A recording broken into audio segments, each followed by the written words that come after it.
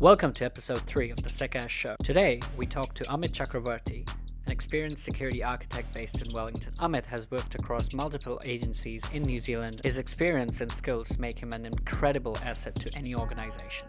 In today's episode, we talk about the importance of a security architect's role and how they can contribute to an organization's security by working seamlessly with other security and IT teams. Please hit the like button if you enjoyed this episode and subscribe for more content like this.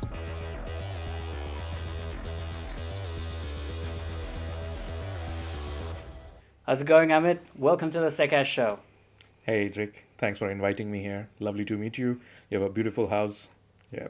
Not mine yet, but hopefully someday. But no, welcome, Amit. It's really good to have you here. And today we're going to talk about something different. We're going to talk about a bit of security architecture with you today. But before we jump into the specifics, I think I do this with pretty much everyone who comes to the show. And because you've come for the first time as well, I think everyone would be keen to know your story a little bit around how you got into security, what is your current role, and then we can move on to, specific things. So, Amit, how did you get into security? Tell us your story. For me, it's a really interesting journey I've had so far. So I'm not trained into security. I don't have any professional degree per se. So by my degree, I'm actually a chemical engineer. And Wow. Okay. Yeah. So it just happened to be by chance I found my way into security. So after completing engineering, as you would know, Yep. back home, you get given a lot of opportunities through college campuses. Yep. You get recruited. I was recruited too. I was working for an oil refinery. So I was planning to study further, wanted to get some sort of a master's degree as well after my bachelor's in engineering. Went there, worked for 3 months, didn't quite like it. It was a massive plan. It was so much to learn, but I was just not finding my calling or the center around which I thought that engineering, especially in chemical engineering, would offer me. And then it was far, far away from everything, right? Because you would imagine that you can't have refineries anywhere near cities. So it was way, way outskirts. Whereabouts was it? So this was in Gujarat. Right. So this was very close to the border. Right. So Kutch, Yeah. So this was very close to Kandla port. So I was in Gandhidham. So I was working for an oil refinery, and it was not the oil refinery that you think. It was actually an edible oil refinery. So we used to have these massive ships of soybean oil and sunflower oil. Yeah. They would arrive in ships, and the plant was very close to the harbor. Yeah. And you could actually see the ships lining up, and there was a direct connection from the harbor into the refinery, and we would get just tons and tons of oil. So the plant used to process up to 1,000 tons per day. So it was a massive, and it had other ancillary because, I don't know if you're interested in hearing about chemical industry or what goes on, but that's how I started. Right. And from there, I kind of didn't like it. I left that job, came home. I asked Dad, "Hey, Dad, I want to study further. Can you support?" And he said, "Nah, that's not going to happen. You have a younger brother. Yeah. He might ask for help as well. So you're an engineer. I think you can figure it out now." I said, "Yeah, totally understand." So I left home, went to Pune in Maharashtra, started working in a tech support. And so I used to work in the night and I used to study in the daytime. And it was obviously quite a big jump, right? Going It was from significant. chemical engineering to IT tech support. And this was, what year was This it? was 2006. So this was, it was quite a bold move. Yeah. And it's a big risk that I took back then, changing your stream entirely from chemical engineering into IT and trying to learn, because I was not trained into IT. I was taught to think, analyze, and apply my knowledge. And those are the core skills I had. And beyond that, IT, there was no formal education that I had. Yeah. That you would learn programming or scripting or some sort of concepts, even nothing of that sorts.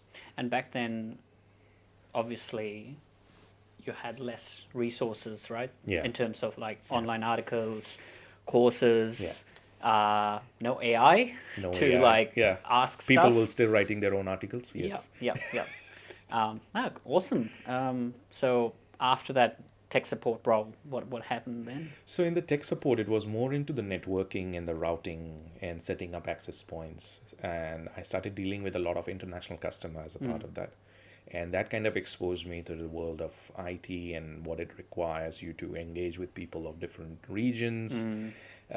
How would actually approach them providing the right solutions. And this was a tech support, so there was no sales involved. Yeah. This was entirely into just relationship building and giving them the best customer service experience, and while solving their problem, right? So I used to get really interesting calls from Middle East. I used to get really interesting calls from North Africa, Yeah. and a lot of UK.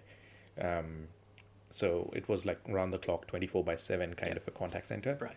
So that was quite interesting exposure. So that gave me the necessary tools of understanding about IT 101, networking 101, security a little bit there, because in the networking, how do you set up the VLANs? How do you separate them? How do you set up the Wi-Fi access points? How should that be set up? Yeah. Yeah, SSID, what kind of security you should put it in, Yeah. and should it be certificate based, should it not be certificate based, and stuff like that. Yeah. So that kind of gave me the way into the IT. And so while it was on job training, and it was funding for my educations as well. So that was quite an interesting journey I've had. Damn. Chemical engineering to IT, right? Yeah. Damn. Yeah. And what was your first security role? So just after that contact center role, my boss back then in Wipro, Yeah. he found out about me. He heard about me from someone, and he gave me a call and he asked me, "Hey, you have a certain way of approaching your problems with your customers. Would you like to try something different? Would you like to apply your knowledge and skills working into pre-sales?" I said, "Okay, this is interesting." Never done that before. Yeah, never done that before. Yeah. No idea about sales, Yeah. but he saw something in me. I can give him a shout out if it's okay. Yeah, So, of course. Go yeah, for yeah, it. yeah. Yeah. So Amit Deshmukh. So this was back in Wipro. Yeah. So thanks, Amit, for Amit thanking Amit. Yep. Yeah. yeah. So it was interesting of him. It was really appreciated. I still appreciate him. I'm still in touch with him through the WhatsApp groups that Yep. we have. So Yeah. yeah. So he allowed me. He guided me, coached me all through the years after that, and then that was the start, and then never looked back really after that. Yeah. Interesting, eh? Because it's always great to hear perspectives of different people around how they got into security. Because a relatively younger generation of people now, they study security specific degrees, whereas Yeah, more formally. more yeah. formally, yeah. Whereas previously, I think a lot of people, their first introduction to security was through IT, some sort of an IT job or tech support role, or just randomly stumbled upon Yeah, a lot like of people. CTF websites and stuff. Correct. Yeah. A lot of people actually started tinkering, and electronics gave a lot of avenues into going into IT, because people started tinkering with some sort of switchboard, some Yeah. sort of with a soldering kit, trying to figure out something, trying to create an RF antenna or something Yeah, like that. like reverse engineering stuff Yeah, and see if they that's can. that's exactly yeah, right. yeah. Yeah. So it was more hands-on that Yeah. kind of pushed you into the concepts and developed an understanding for how to apply these practical learnings into a concept level and across the different kind of challenges that you deal with. And it has evolved a lot. It Yeah. has evolved significantly. Yeah. Security, when we started, it was still, oh, okay, you have a firewall, that's okay, we're safe. Yeah, you're good. Yeah. Yeah. Yeah. And it was still an afterthought. So it was always the last consideration that was given. So we've come a long way from Yep. there. So yeah.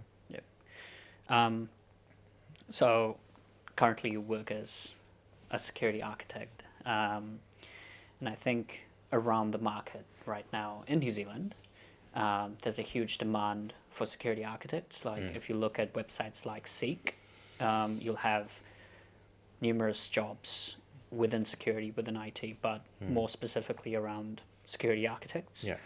And one thing that I've noticed is these different roles have different requirements for a security architect. It's not that one role description like for a consultant, right?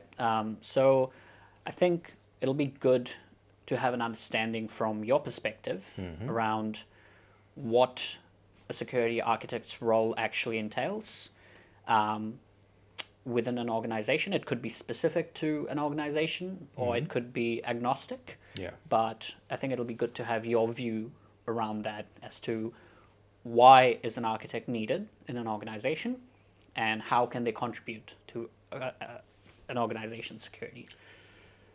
So in New Zealand, it's a little bit different because typically what you see is there are architects, right? So a solution is a solution, whether it can be an application, it can be a network solution, or it can be a security solution. Yep. So architect's job is essentially to design any particular system with the concepts applied from whether the OSI reference layer that you talk about or any other reference layer or any other references. I still remember the way to remember the OSI layer. Please do not throw sausage pizza away. And it got me through my uni. Right. I think that really helped the mnemonics around that. Yeah.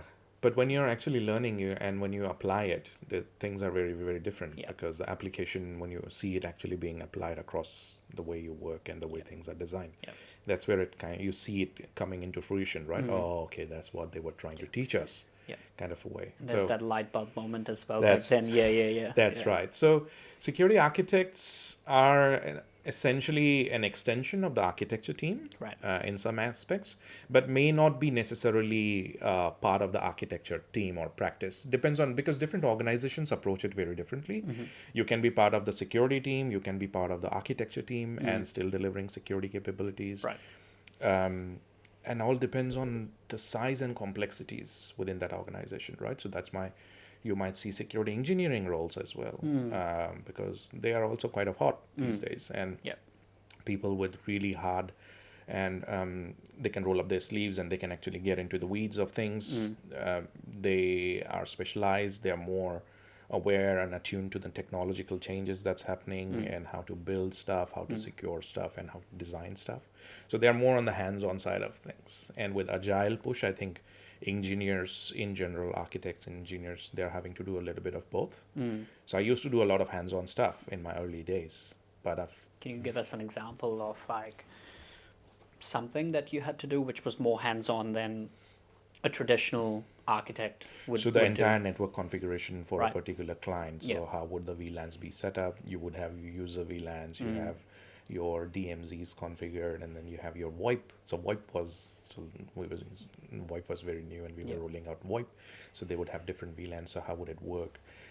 And different customers had different requirements, right? Whether the network should support multicast, whether the network should not support multicast, and what kind of exposures would it have? And internet was very, very low bandwidth, so it used to be E1, T1 kind of networks, MUX, lying around, and then we had 500 kbps to 1 mbps. That was the kind of speed. So it was interesting, and so whether you're working for a stock exchange or whether you're working for a big insurance company, or it could be a manufacturing company, depending on their requirements, because if it's manufacturing, they would have a lot of SCADA systems, a lot of automation. So they have a lot of OT systems. Correct. So different networking requirements. And then if you would have a banking environment or a stock exchange environment, it was more on multicast, supporting multiple parallel transactions, very high volumes of traffic. So it's always designed with that core business in mind, right? So, and that's why different technologies have different requirements and different areas where they fit and where they don't fit. So it's essentially an architect's or engineer's role to essentially go into the weeds, figure out what works, what doesn't work, have some sort of analysis done, build in multiple products and what is the best solution, and then kind of make their recommendation. And then go into designing a little bit as well, because essentially a solution is still delivered by an architect. Security is kind of bringing in that additional element of how do I deliver security while delivering this capability. Yep. So, yeah. And talked about agile, right? Do you think the focus now for agencies in New Zealand is moving more towards agile than traditional waterfall models? And if so, in your experience, Yeah. how challenging is it to introduce agile, especially in a government space where people are quite used to working the way they have been working? Yeah. How challenging is it in your experience to introduce agile with security?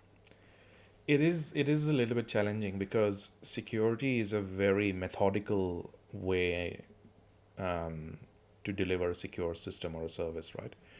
You can run multiple projects in an agile sense, but in security, for you to go to step one, you have to start at zero and then go to step one and then step two. So that, in a sense, is waterfall. But how do you align that steps? Do you create multiple steps so that you can keep running parallel into various steps? That is the only offer in my head I see it, and it's a big challenge, right? Because everybody is working towards 3 weekly sprints. They're running. They have story points assigned to everything, and but with security, it's really hard to come up with those kind of secure story points. How much story points would it be? Because there is no tangible way to measure how long it could potentially take. Yep. Whether you're writing an SRA, whether you're actually taking it through the other endorsement cycles. Because on the engineering side, it's very organized and Yep. very, but on the architecture side, it's more on the stakeholder side, Yep. management, getting all the requirements, thinking about all potential risks, and then actually coming up with a plan to have the right controls applied and built Yep. within time frame. Yep. So in that fashion, it is not really measurable to align it very well with the agile. So it brings interesting challenges. And in the government space, which the point that you raised was because government as a whole has an overarching kind of guidance and principles defined from the GCDO, and NZISM is a good manual. Yep. That kind of gives guidance while also creates some processes, governance processes, or you may call it bureaucratic processes, which have to be followed for the assurances to be built. And that does not really align well with the agile concepts. I don't know what's the appetite like. It might have to evolve a little bit to work with the Cater agile for concepts. agile. Yeah. I've had several conversations with people trying to sort of move away from the traditional certification and accreditation cycle and process, and which might take a lot of time for them, and shifting right to more involving security right at the start, embedding, say, a security FTE within a project team, helping them all along the way so that you don't encounter issues right at the end. Yeah. But yeah, I mean, I think talking about it and theorizing it, it's great, Yeah. right? But implementing it properly has been a major challenge for most of the agencies that I've seen so far. I think it's more of a maturity conversation rather than how to deliver it best, or because it's without the required level of maturity, without investing enough in capabilities, I don't think you can actually align security that well. And that applies not just to security, but the entire organization or the digital portfolios, essentially. Because what I see is it's very project driven, right? Yep. So in the project space, they have the funding, they Yep. get to ask for resources Yep. and everything. Everybody's just working towards delivering that with specific projects, right? Yep. But when you talk about capabilities, not all organizations would invest as much in the capabilities to uplift. Okay, let's have a better CI/CD pipeline or automation orchestration for our developers. And that would require a thorough investment into your GitHub EMU and stuff like that, and other tool sets that your devs might require. Investing into capabilities like a good mature SOC operations, for that matter, or that integrates well into everything that is cloud, because the adoption is really, Oh really no, high these days. we'll just get a SAME solution that'll solve all our issues. Yeah, Um, yeah.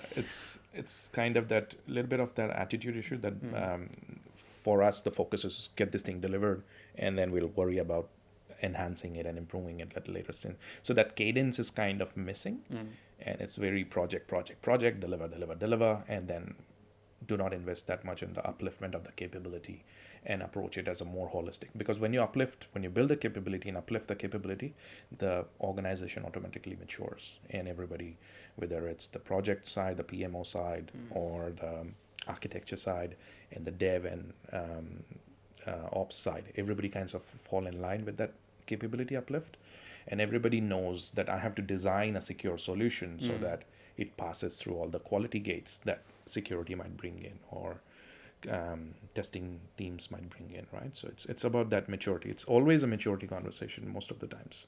and do you reckon with architects, would they have sort of this influence to, have this mindset shift, by driving these conversations around capability uplift, around security by design?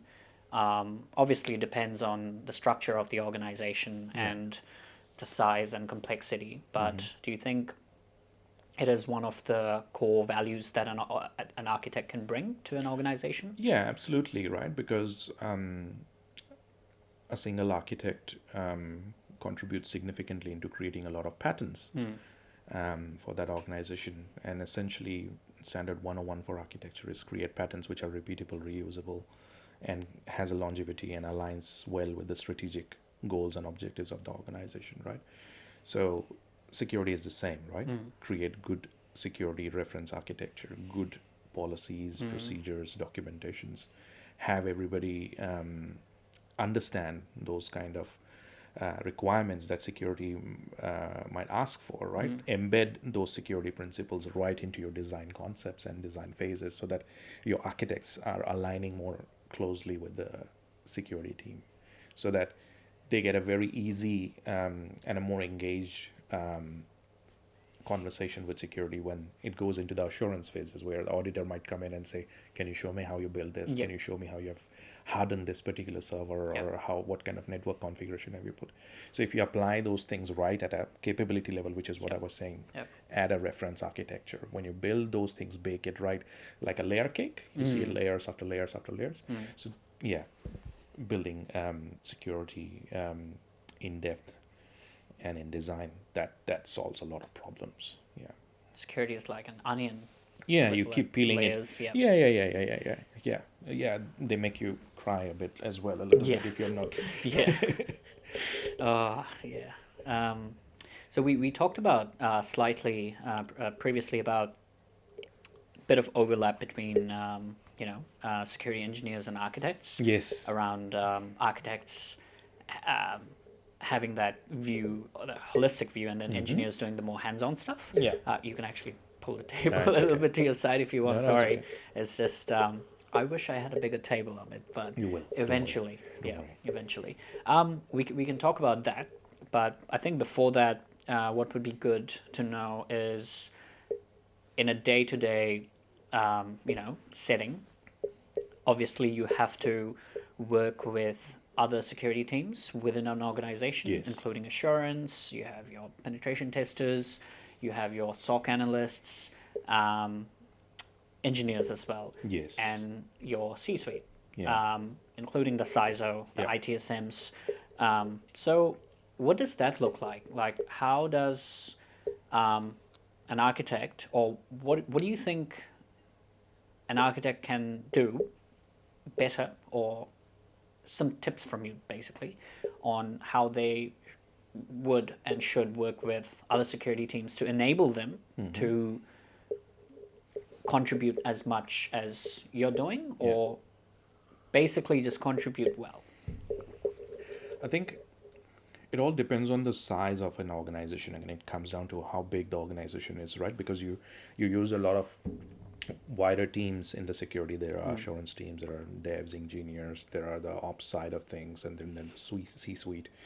and then there's a business stakeholder. So security architects pretty much they are spending more time doing a lot of stakeholder management, um, and very little time actually spending time on the solution and designing a good solution, because it's all about the processes, right? Because an organization can go all out onto all sorts of processes, and they can create a lot of quality gains, and these are essential, right? But they have their own challenges, right? Because everybody has a different understanding, and everybody is busy looking at the thing from their own perspective, and context is very important. So security architect's biggest job is to actually bring everybody to the same page in terms of the context of the solution, what it is trying to achieve, and how best to deliver this while maintaining the safety and security of the system and all the data it handles, whether it's for the people internally, externally, public domain. That's the biggest task that they have to do, right? And then they are enabled by different kind of reference architectures, different principles and tool sets that our organization might offer internally, right? So, and whether it's an in-house tool, it's a SaaS tool, it's going to be a very dev focused, a lot of in-house development, or is it going to be just off-the-shelf COTS, right? You buy something and assess it based on, okay, what sort of reports do you have? What do you have? When was the last time you did a pen test? And looking which is more challenging in your experience? Like, is it? I know the answer might be in-house developed tools, but rather than off-shelf. But in your experience, what do you think is more challenging to secure by design? Would it be in-house? like if it was a bespoke solution, right? So entirely in-house with various components coming from different places, right? Because everybody is at a different stage and everybody has their objective, right? Everybody is driven by their prime objective. Yep. I'm a dev, I want to write 1,000 line of code and I want to build this feature and get it delivered. UI UX, they want to make it look beautiful. They want to really responsive, works well on tablets, works well on big screens, works well on a phone. Yeah. And then on the project side, they are looking at, okay, how do I keep my costs low and then still deliver on the cadence and still deliver on as per the sprint commitments that we have made to the SLT members, right? So it's really, really interesting from everyone's perspective, and keeping everybody engaged in why their job is important is the hardest task, right? Because remember I told you it used to be an afterthought, security, right? But now we are we are blessed, and we're living in good times really now, that security is considered an important pillar and everybody understands that. And if you are able to inject yourselves at the early stages, then that's a big win, right? Because you hear those conversations, you hear those things being discussed from a concept level. Oh, we will build this feature, we will make calls to the APIs like this. And then I called out a dev, we'll just embed the security key right into the code so that it would keep on authentic. Just hard-code it? Yeah, just hard-code it. And I said, wow, what an interesting concept. Don't you think we will be called out for that? So that was a very easy choice to make, to make things easy. But from when you explain it as a concept of why it's wrong, I think people understand. People are usually on board with that idea, right? And if they hit a roadblock, they will come to you, because if you are approachable, then I don't think anybody should be scared of security. It's part of the journey. Everybody's trying to deliver the same solution. Everybody's working towards a common objective and common goal. So I think working well early on, embedding the concepts right at the concept stage, that helps a lot. That's the biggest win and biggest challenge. And clearly, I think with your excitement around saying this out loud, actually tells a lot that you're actually enjoying your job right now. From where you said you started from being a chemical engineer and now into, so do you think you've sort of found your rhythm, your groove, your funk in terms of, I think this is what I wanted to do? Yeah, I love what I do. It's my passion, right? I never realized I could have passion for something like this, but I kind of fell in love with it and never really looked back. And yes, for the foreseeable future, I see myself doing this as long as I'm fit to do it. Yep. But would I do something else? Probably not. I would keep on doing. Live and breathe security. Yeah, if you inject me, it's probably gonna bleed. Not so much red, but so much of Python code and something like that. Yep. Yeah, yeah. Logs coming out Yeah, of your logs. blood. Yeah, log stream. Log It could be stream. log stream. It will not be a blood stream. It Yeah. will be log stream. Log stream. That shows the passion, which is amazing, which is what we want in the industry. We want more people like Amit with the passion. So thank you, Amit, for that inspiring talk. I'm, this is what we need, right? Like from the likes of yourselves and other greats in the industry. I think this is what people who are starting out want from, to actually learn and be passionate about it, because that's more important than knowing stuff, I guess. Take risks. Yeah. Don't fear about anything. Life is too short. Have fun while you're at it. Enjoy everything that you're doing. Everything you do, every simple thing that you could be doing. It may look boring, but you will learn something from it. And I have taken some massive risks in life, and that's all I've learned. Do not fear. Have that courage. Go for it, and you can achieve it. That's how I look at it. Everything, and you will find your heart. You'll find your center, things that you love, and you will always find something. And your passion kind of drives you, and it will always bring you closer to the people that you want to get surrounded by or want to work with, and you feel that you're delivering the working towards common objective, delivering common capabilities, and kind of that's your gravity, right? So that people find each other, they gravitate toward each other, and people always find that. Yeah. And I must say, there's like this calming aura from you, Right. which I'm not saying all my other guests freaked me out. No, it happens. The first 2 episodes, I was obviously a bit nervous around how and what I spoke. But Yeah. I think in general, whenever I've spoken to you anyway, it's been that calming. You bring that calmness to the table. You bring that chill vibe, that like Zen, pretty much. So I'm pretty sure the people you work with have to say the same thing about you as well, unless you're calling out something like you did with the dev. Yeah, I mean, I'm usually very collaborative, and the Yeah. way I see solving problem is only through collaboration. Yeah. Security can be seen as a roadblock a lot of times, but that's not my approach, and I can be a very hard taskmaster. Security gets, the perception is from the people is, security, they're going to block us, but my approach is a little bit different. Yep. I would block you if you're not following the right principles, if you're not applying the right concepts, if you're not treating or giving the right attention to the level of data you're dealing with. I would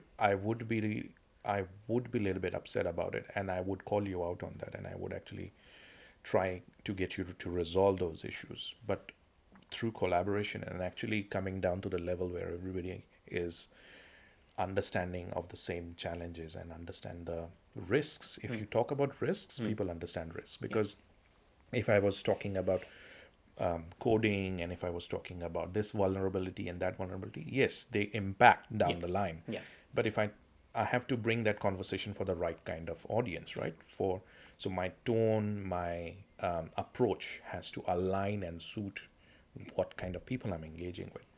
If I'm going about, no, this is bad, don't do it. If I say, no, this is the bad way, or this is not the right way. And if I keep going about, no, it kind of creates that negativity, and say that perception, security, they're just going to block us. No, it's not about that. It's always helping them make the right decision by themselves, and helping them identify, this could be bad, this looks good, this is the best. So where do you want them to be? You want them to be from between good to best, right? So that's where you want to kind of guide them towards. And it's the advice that you give them that goes a long way, right? So you're most of the time you're just advising them on how to approach a particular challenge, right? And help speed up things because everybody is working towards delivery, right? And nobody wants to be a roadblock. Yep. Yep. Yeah. Absolutely. So I appreciate it. Thanks for Yeah. thanks. I don't know if I bring Zen or not, but my approach is very collaborative, and that's how I look at everything, whether it's life or whether it's anything else. Yeah. Cool. We briefly talked about engineers Yes. and architects. Yes. Let's get on to that. Why don't you tell us about the overlaps between the two roles? Because Right. obviously there are certain similarities. Yes. And Yes. you mentioned that Yeah. in certain settings, your engineers might end up doing what an architect does Yeah. if the requirement is such, and vice versa. And then if you can tell us if you know or if you've experienced any pros and cons, or if there are any pros and cons of between the two roles. Yeah. There are no real cons as such. So there are no cons really, right? Because everything is catered for different environment, right? How big the organization is. So there is a dedicated engineering team, and there are architects, right? Because architects, you would typically have them at an early project stage where they're delivering something, and then engineers would take over when it goes into the BAU world. But with the new concepts of agile and DevSecOps, engineers are also the architects. So they design the solution, they build the solution, they deliver it, and they also look after it. So there are no cons really. And it all depends on which environment, which kind of organization, what kind of structure they have. So massive organizations would have more dedicated teams looking at dedicated side of things of a product life cycle, so to speak. But if you're like a startup company for that matter, right? You're a little low on funding, you're very energy rich, you have a lot of good engineers who understand the concepts, understands the product, and want to do everything all at once, right? So then that's where I think engineers deliver really well, right? Because they understand the concepts of the product, then they start from the scratch, they don't mind rolling up their sleeves, because a lot of the times architect would move into architecture because they have done their bit of rolling up their sleeves and then getting into the weeds. Yep.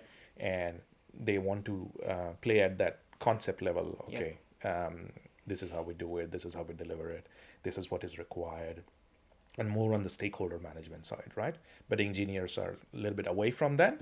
They are more close to technology, concepts, delivering things, making things happen, monitoring things on a day-to-day basis, how it's progressing, and looking after it as well, right? Because so that's how I see it. And they both are very important, and they both have roles in a kind of an environment the organization they work in, right? So anybody can start anywhere, right?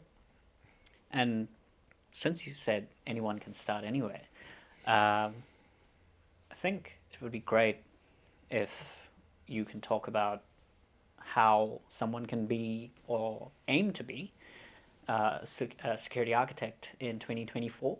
It can be specific to New Zealand, since we are a New Zealand-based cybersecurity podcast. It could cater to like our international audience as well, Sure. looking to either migrate here, looking for jobs over here. Yeah. And I'm guessing in general, any sort of advice would apply anywhere, right? Yeah. In the world Yeah. where you're looking for a job. So why don't you tell us about, like tell us a roadmap, or build us a roadmap around. It doesn't have to be detailed. No, it doesn't. But, Yeah, I understand what you're asking. Yeah. And I'm not very close to what's happening academically these days, because I was foreign born and raised outside, and I took that risk back then. But I think taking risk applies anytime in the life, even if you're not in the formally educated IT or cybersecurity courses. I think you should give it a try if you have a knack, if you have a knack for understanding a problem, applying analytical thinking. I think you should give it a try.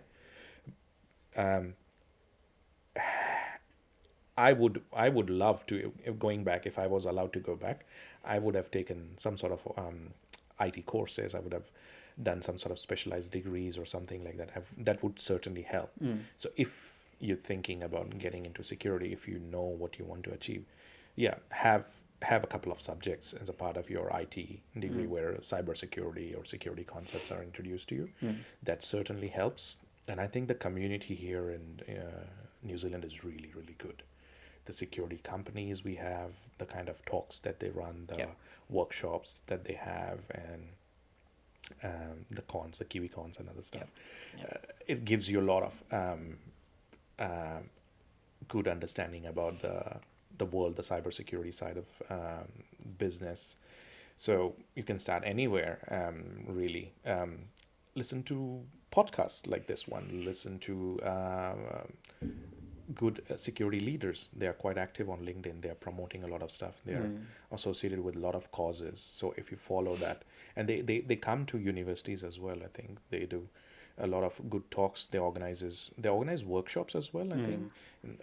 I used to go to First Tuesdays, and I think for youngsters they have Project Wednesdays. Project Wednesday, That's also a good way to mingle. So it's just surrounding yourself with the good people that can actually fill you with ideas. They can guide you into different streams. They can actually help you understand or break down certain thought processes about your challenges you may be dealing at uni or at the workplace. So we are in a village, and it's a good thing, and everybody knows everybody, right? And that community feeling is really, really strong here, and I love about it.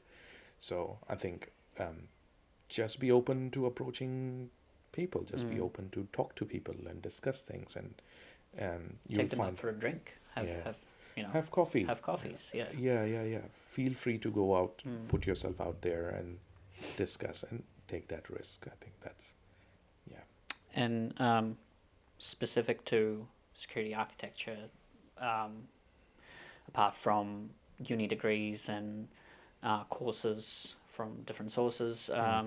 Courses from different sources. Wow. That, yeah.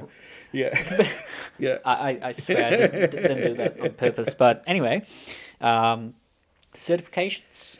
Yeah. So CISSP is something that you can look at, and it's quite serious. You have to be a little bit committed towards it. If you're more into the security operation or security analyst, if you're starting at that levels, and then CompTIA, they offer some really good courses. And if you want to stay at that management layer, then that the CISA or CISM would offer you some kind of really good avenues into getting into it. And degrees go a long way, but to be honest with you, I don't necessarily have any formal security degree. And would I have one? I can certainly have one, but I think if you're passionate enough and it shows in your work, because your work talks for itself, right? I think in the previous episode as well, Callum mentioned about security certifications related to pen testing. So OSCP. Now, obviously, OSCP is a great certification, right? It sort of creates that, makes you stand out. But not having OSCP doesn't necessarily mean you're bad at pen testing. No, it's not. And pretty much a lot of people I know who are really good pen testers don't have formal certifications. But a lot of them who have it, they're great as well. But doesn't really, make them bad or good at what they're doing. Yeah, nobody's really bad. It's if that person shows the aptitude and the attitude, it's always about aptitude and the attitude, right? I think if organizations were open enough to kind of give a go at testing an individual's aptitude and attitude, I think you will find really amazing jewels coming out of without having any formal degree, so to speak. Degrees have a place, and certifications have a place for it. It certainly polishes your skill and introduces you to concepts and actually puts you through that rigor and that testing, right, to apply those concepts that you may have seen. And it's easy for organizations to actually skim through, finding that, oh, you have done OSCP, then okay, it's easy to find, let me invite you for an interview. So it helps with that aspect of it. But if you have the attitude and the aptitude, I think nothing can stop you, really. I think one way, especially for people who are just starting out, to build out their profile would be just go and build yourself a website, build yourself a portfolio website, Yeah. plug all your stuff in to get up, Yeah. write an article, create like a home lab with Yeah. deploy a free SIEM solution. There are heaps of them out Yeah. there. Yeah. There's Waza. Yeah. You can just deploy it, automate that. Tinkering always helps. Yeah. Tinkering with things always helps, because you can learn everything, a lot of things. You can get a formal degree from reading a lot of things, but unless you apply it in real world, Yeah. you don't really see and understand it that well. It's like that light bulb moment, Yes. right? Yeah. Yes. I was like talking with people about, oh, I should start a podcast. Yeah.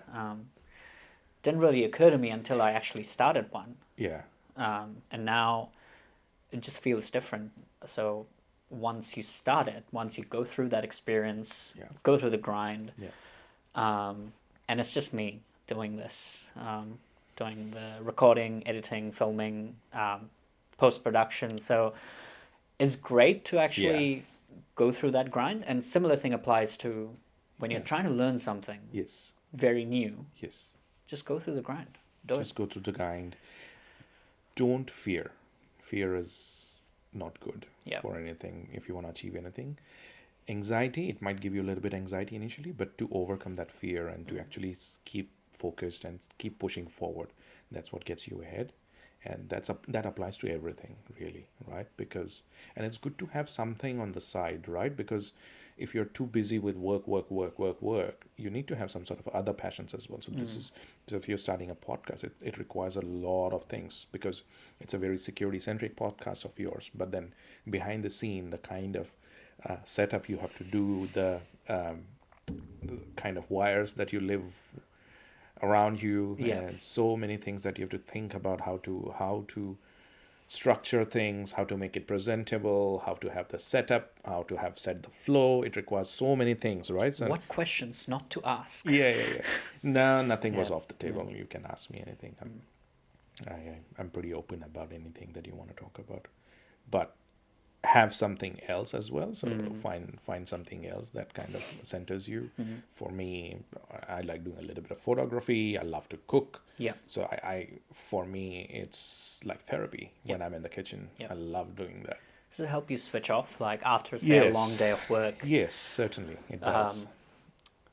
And is it sort of like, wouldn't call it meditative, but as you said, it's therapy for you. Does it really help you like switch off and just zone off? Yes. Because I think it's quite important, right? It is, because we work in really high stress environments, right? And constantly things make you worry about things. Things may be going a little bit south, whether it's in personal life, professional life. It's important to have something for yourself, which kind of centers you, which for your heart, so that you can turn off the brain for a little while and just enjoy what it could be. As simple as just going for a run, or just grinding in the gym, music, or cooking for that matter, or photography, or whatever, or going on a walk. Do anything, and just that brings you down to kind of helps you with your, makes you human. yes. Awesome. Hey, I think this was a really good chat, Amit. Very informative, very inspirational, and brings in that creative angle as well from your side, because obviously your story is very different. Because initially your first job wasn't into IT. No. And now you're working as a security architect. And you have tons of experience, which obviously speaks volumes about your work and your experience. So I really enjoyed this chat, and I'm sorry for wasting your lovely Saturday morning on this. No, don't worry about it. It's always for a cause, and this is good, right? And happy to support in any way I can, and I hope through this chat it helps people help find security and their way into security and architecture. Yeah, happy to help anytime. And I think it would be great to have you back as Thank you. a returning guest. But yeah, thanks, Amit. It was lovely to meet you. Thank you. Likewise. Thanks. See ya.